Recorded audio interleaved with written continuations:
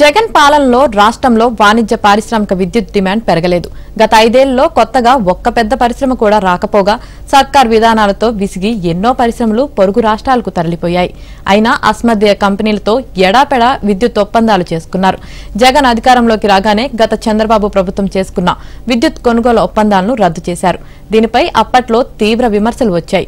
కేంద్ర ప్రభుత్వం కూడా తప్పుపట్టింది. అయితే రాష్ట్ర ప్రయోజనాల దృష్ట్యా దీర్ఘకాలిక ఒప్పందాలు మంచివి కావని సమర్థించుకున్నారు. అప్పుడు దీర్ఘకాలిక ఒప్పందాలు వద్దన్న వారే ఆ తర్వాత ఎంఓయూలు కుదుర్చుకున్నారు. జగన్ సర్కార్ అసలు ఉద్దేశం ఏంటంటే చంద్రబాబు ప్రభుత్వం ఒప్పందం చేసుకున్న కంపెనీలను తరిమేసి అస్మద్య కంపెనీలకు లబ్ధి చేకూర్చడం, అడ్డగోలుగా భూపందారం చేయడం. దీనికి రాష్ట్ర రైతుల ప్రయోజనాలు అని ముసుగు వేశారు. అదానికి మేలు చేయడం కోసం ఉన్నపలంగా 7,000 మెగావాట్ల సోలార్ విద్యుత్ కొనుగోలు ఒప్పందాన్ని కుదుర్చుకున్నారు.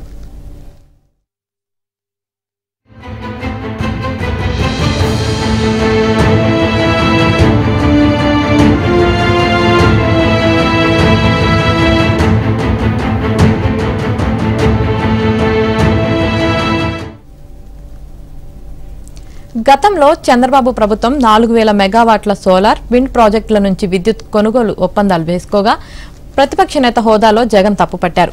ఏటా 4,000 కోట్ల ఆర్థిక భారం పడుతుందంటూ విష ప్రచారం చేశారు. వేల కోట్ల రూపాయలు చేతులు మారాయని ఆరోపణలు చేశారు.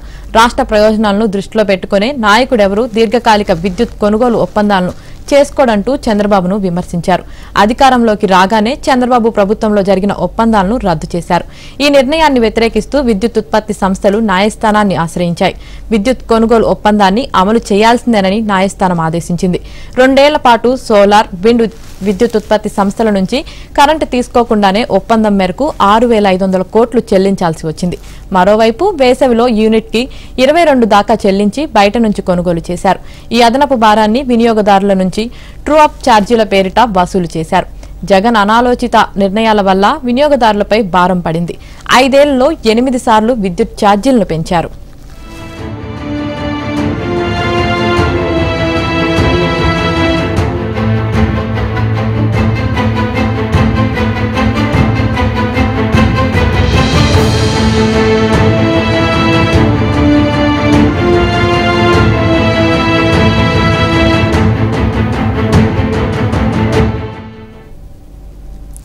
అదాని నుంచి 7,000 మెగావాట్ల సోలార్ విద్యుత్ను రాజస్థాన్ నుంచి solar energy corporation of India ద్వారా కొనుగోలుకు 2020 డిసెంబర్లో జగన్ సర్కార్ ఒప్పందం చేసుకుంది.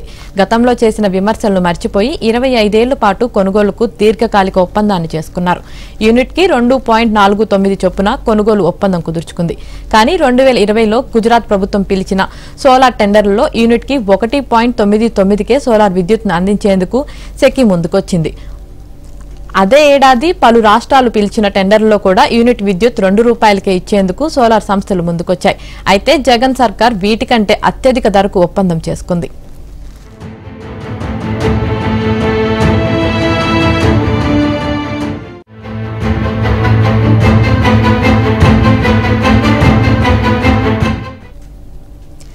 రైతులకు ఉచిత విద్యుత్ ఇవ్వడం కోసమే ఒప్పందం చేసుకున్నామంటూ ఊరువాడా ప్రచారం చేసుకున్నారు.